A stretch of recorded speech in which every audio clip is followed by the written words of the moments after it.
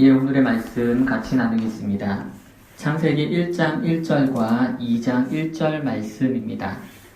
다 찾으신 줄 알고 1장 1절 먼저 같이 읽겠습니다. 시작. 태초에 하나님이 천지를 창조하시니라. 2장 1절도 다 같이 읽겠습니다. 2장 1절 시작. 천지와 만물이 다 이루어지니라. 아멘. 앉으시겠습니다. 오늘은 연초 설교 계획 때 말씀드린 대로 한 달에 한 번 성경 한 권을 정해서 말씀을 나누는 날입니다. 그 첫 시간으로 창세기에 대해서 말씀을 나누려고 합니다. 어렸을 적에 학교에서 국어 시간에 책을 어떻게 읽어야 하는지에 대해서 배웠던 기억이 납니다. 그 중에 기억나는 몇 가지를 지금도 책을 읽을 때 적용합니다. 가장 먼저 책의 제목과 목차를 유심히 보는 것입니다. 목차를 둘러보는 것만으로도 책의 대략적인 내용에 대해 감을 잡을 수 있기 때문입니다. 그리고 일단 머릿말 등을 읽습니다. 당장 다 읽지는 못하더라도 저자가 쓴 머릿말을 통해서 책이 어떤 방향으로 나아갈지 예측이 되기 때문입니다. 그리고 각 단원 혹은 장을 시작할 때도 첫 문장이나 첫 문단을 자세히 살펴봅니다. 대부분 말하고 싶은 내용이 이 앞에 나오기 때문입니다. 성경을 처음 대하는 많은 분들이 성경에 대해서 어려워하는 이유 중 하나는 이 압도적인 양과 깨알 같은 글씨 때문입니다. 게다가 문체마저 낯설기 그지없습니다. 요즘에야 여러 가지 번역으로 나와서 어린이들이나 초신자들도 쉽게 이해할 수 있지만 아직 우리가 주로 보는 이 개역 개정판 역시 그리 쉬운 문체는 아닌 것 같습니다. 이런 성경도 66권 중 첫 성경인 창세기를 잘 살펴보면 성경 전체의 대략적인 내용과 앞으로 어떻게 전개될런지를 예측할 수 있습니다. 왜냐하면 창세기는 성경 전체의 축약본이라고 말할 수 있을 정도로 중요한 내용을 함축적으로 담고 있기 때문입니다. 창세기에 등장하는 핵심 사건 3가지를 간추리자면은 창조와 타락, 그리고 구원의 여정입니다. 창세기는 성경의 이름처럼 처음에 관하여 이야기하고 있습니다. 제일 처음 이야기예요. 예, 세상의 처음에 관하여 이야기해주고 있고 사람의 처음에 관하여 이야기해주고 있습니다. 하나님이 생물을 만드시고 생명도 만드세요. 맞아요. 그런데 세상과 사람과 다르게 하나님의 처음에 관한 이야기는 잘 생각해보면 없습니다. 대부분의 신화의 시작은 신이 어떻게 생겨났는지에 대해서 먼저 말합니다. 그리스 로마 신화를 아시죠, 여러분? 그리스 로마 신화는 땅과 대지를 뜻하는 가이아와 하늘을 뜻하는 우라노스가 각종 신과 바다를 낳았다고 말합니다. 그 중에 12명의 티탄들을 중심으로 세계가 운영되고 우리가 잘 알고 있는 제우스도 그 가운데 태어납니다. 옆나라 일본은 천지가 개벽하면서 여러 신들이 태어났는데 그 중에 오누이인 하늘의 신과 땅의 신이 특별히 제작된 긴 창을 가져다가 각종 섬을 낳았다고 합니다. 그래서 그것들이 일본이 되었다고 합니다. 그런데 창세기에서는 하나님이 어떻게 생겨났는지에서 이야기하지 않습니다. 그저 하나님의 일하심을 가지고 그의 존재를 드러냅니다. 창세기 1장 1절을 함께 다시 한번 읽어보도록 하겠습니다. 태초에 하나님이 천지를 창조하시니라. 태초에, 즉 모든 것의 시작에 하나님은 이미 계셨고 말씀으로 세상을 창조하십니다. 하나님은 그 누군가에 의해서 지어지거나 만들어진 혹은 누군가로부터 태어난 피조물이 아니라는 것입니다. 그런 하나님에 대해 하나님 스스로를 소개하는 장면이 있습니다. 출애굽기 3장 13절과 14절 말씀입니다. 모세가 하나님께 아뢰되 내가 이스라엘 자손에게 가서 이르기를 너희의 조상의 하나님이 나를 너희에게 보내셨다 하면 그들이 내게 묻기를 그의 이름이 무엇이냐 하리니 내가 무엇이라고 그들에게 말하리이까. 하나님이 모세에게 이르시되 나는 스스로 있는 자니라. 또 이르시되 너는 이스라엘 자손에게 이같이 이르기를 스스로 있는 자가 나를 너에게 보내셨다 하라. 아멘. 이집트에서 노예로 400년간 살던 이스라엘은 자신들의 근원을 잊어버렸습니다. 그들을 다스리는 이집트가 자신들의 주인이었고 이집트가 섬기는 태양의 신이 그들의 신이 되었습니다. 그러한 백성들에게 모세는 보내심을 받았습니다. 하나님은 모세에게 이스라엘 백성을 이집트에서 구원해낼 것을 명령하십니다. 모세는 도리어 하나님께 반문합니다. 하나님, 제가 그들에게 가서 너희 조상 하나님께서 나를 너에게 보냈다 말하면은 그들이 저에게 그의 이름이 무엇이냐 하고 물을 텐데 뭐라고 답해야 합니까? 이스라엘 사람들은 이름이 있는 신, 힘이 있는 신이어야 모세를 인정하겠다는 것이었습니다. 그들이 알고 있는 주변의 신들은 모두 이름이 있었고 각기 특출난 능력이 있었기 때문입니다. 하지만 하나님은 자신을 이렇게 소개합니다. 나는 스스로 있는 자니라. 그 무엇으로부터 나오지 않고 처음부터 스스로 계신 분이라고 말함으로써 피조세계의 가장 위에 계신 분임을 천명합니다. 영어 성경에서는 이 부분을 이렇게 해석했습니다. I am who I am. 나는 나다. 더 이상 부차적인 설명이 필요 없다는 겁니다. 요즘 말로 수익이 넘치는 하나님의 자기 선포인 것입니다. 수익이 넘치는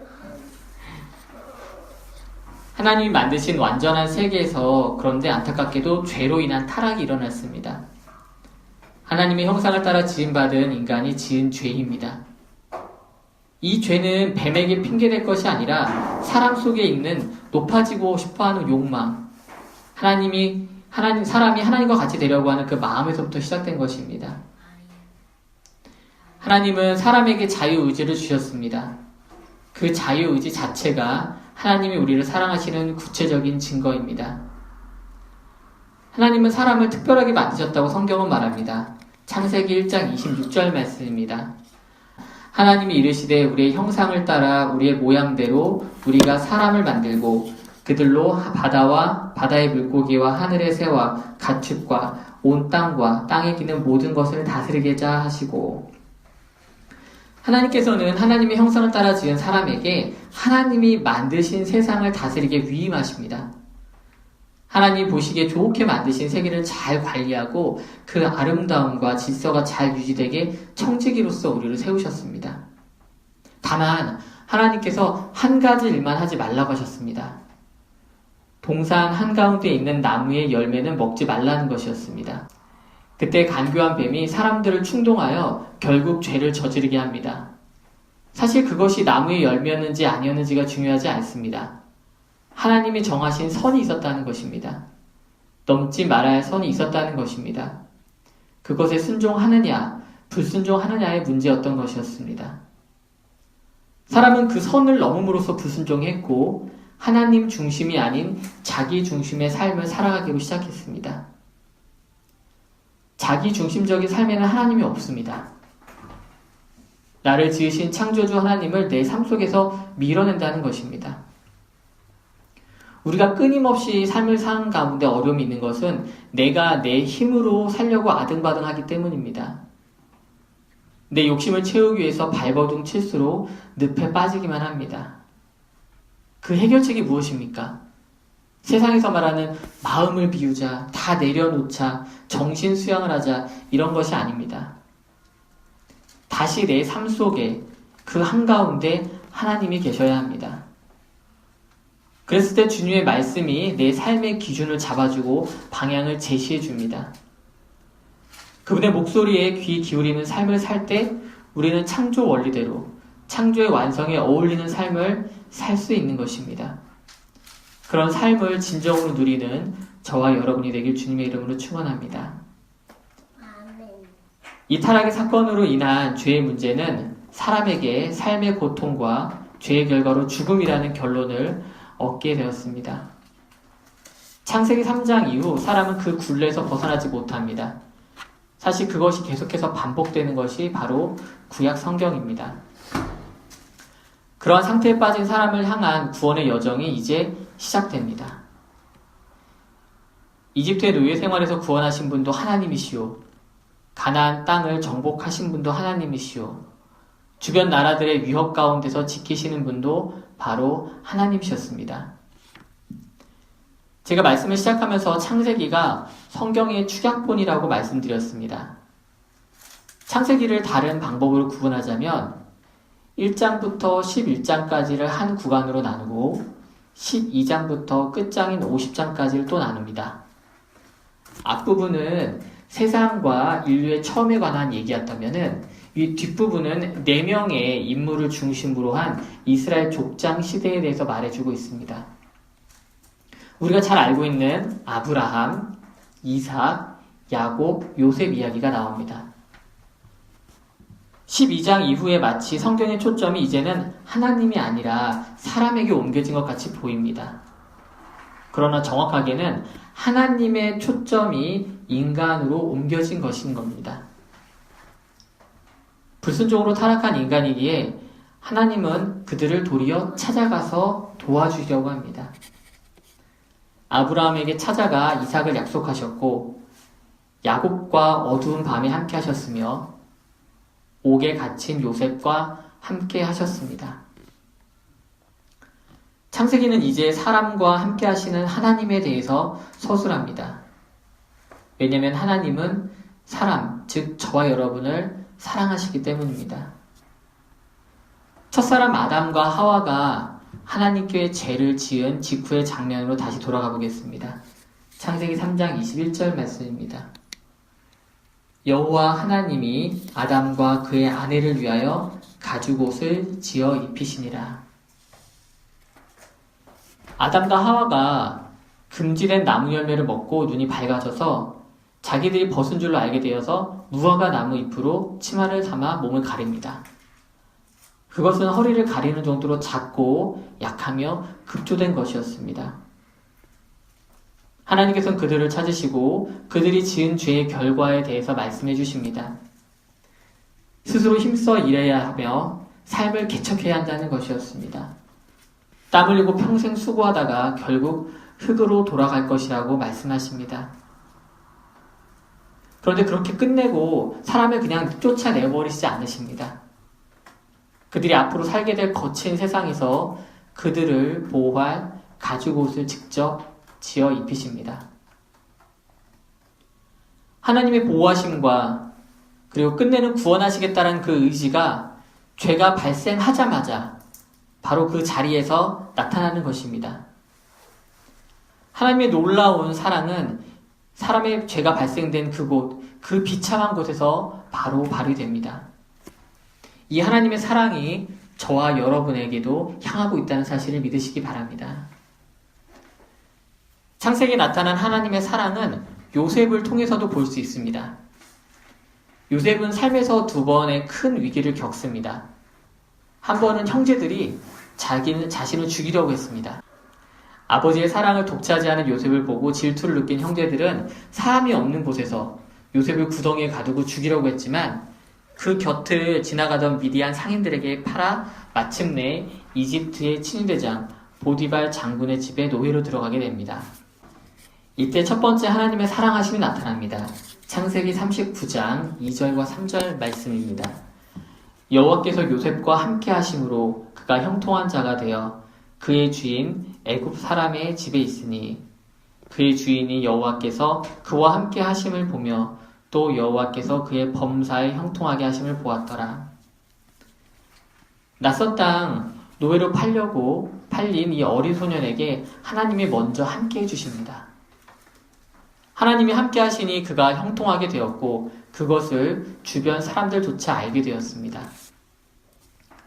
비록 노예였지만 가정 총무까지 오른 요셉은 집안의 모든 일을 관장하게 되었습니다. 그런데 잘 나가던 요셉에게 2번째 위험이 찾아옵니다.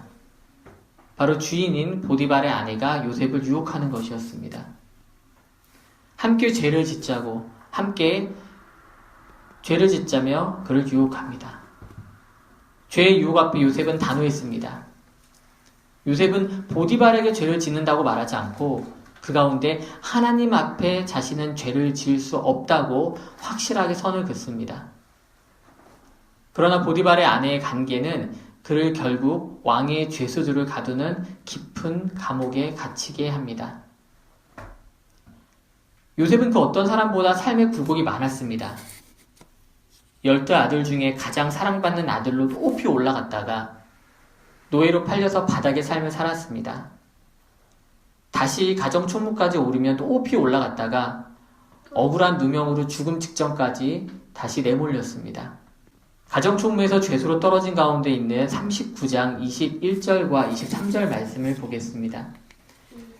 여호와께서 요셉과 함께 하시고 그에게 인자를 더하사 간수장에게 은혜를 받게 하시매 간수장은 그의 손에 맡긴 것을 무엇이든지 살펴보지 아니하였으니 이는 여호와께서 요셉과 함께 하심이라. 여호와께서 그를 범사에 형통하게 하셨더라. 아멘.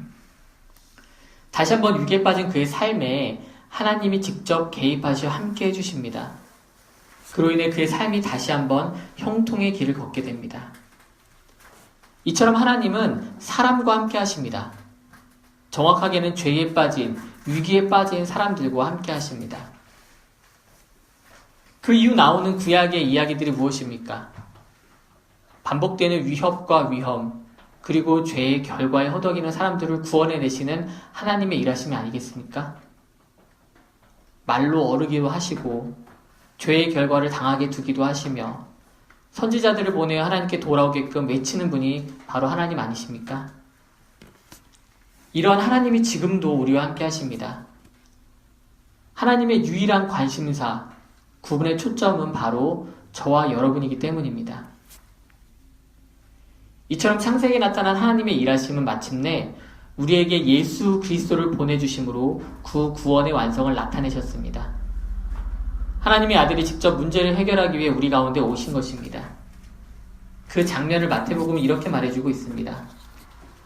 아들을 낳으리니 이름을 예수라 하라. 이는 그가 자기 백성을 그들의 죄에서 구원할 자이심이라 하니라.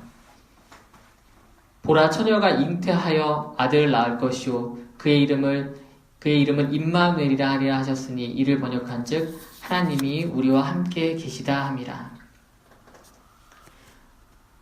구약에서 하나님께서 반복해서 하셨던 일을 신약에서 예수님이 성육신하시어 똑같이 하십니다. 죄에서 구원하시고 임마누엘, 즉 우리와 함께 계십니다. 이처럼 창세기를 통해 우리는 성경 전체가 말하고자 하는 말을 알 수 있습니다. 새해가 되면 그리스도인들이 가장 많이 하는 것 중에 하나가 바로 성경 통독입니다. 올해는 일독이라도 해야겠다는 결심으로 창세기를 펴니다. 이 창세기를 시작으로 다시 한번 우리 모두가 성경으로 돌아가면 좋겠습니다.